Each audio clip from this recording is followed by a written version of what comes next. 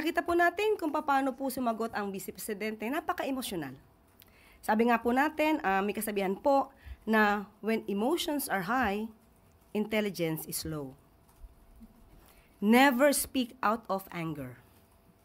Dahil maliwanag po sa ulat na personal trip ang ginawa po niya. At hindi natin kino-question. Ang sabi po natin noong nakaraan ay it's her choice.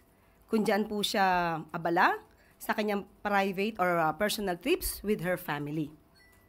Pero hindi po niya kasi ibinunyag na gagawa siya di umano ng official functions.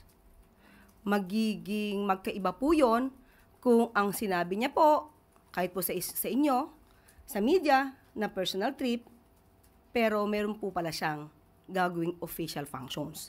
Kasi magkakaroon po dito ng ethical and accountability concerns. Since siya po ay medyo emosyonal, kahapon yata po yun, nabanggit niya nga po na hindi lang ito personal trip. So, ang tanong natin, kung hindi to personal trip, sana ay naging tapat siya sa pagsasabi kung ano ba ang dahilan ng kanyang pagpunta sa Australia. At hindi naman ito tutulan ng administrasyon. At ginamit niya ang OVP Facebook. Ito ay parte ng gobyerno, pero pang-personal trip. So, magkakaroon po talaga ng confusion, conflict of interest.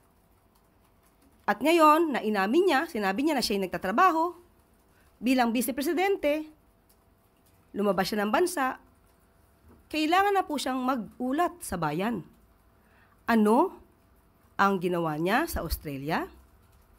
Ano ang naging resulta ng kanyang official function sa pagganap sa kanyang official functions sa Australia? At kailangan din niya pong iulat sa taong bayan kung sino yung mga kasama niya at kung lahat ba ng kasama niya ay pinondohan lamang niya.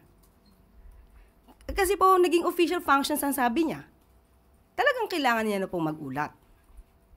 Kung private or personal trip po yan, hindi naman po talaga kinakailangan niyang iulat kung anong ginawa niya. So, dapat may result po na maganda sa bansa yung kanyang paglakbay o kanyang mga paglalakbay sa iba't ibang bansa.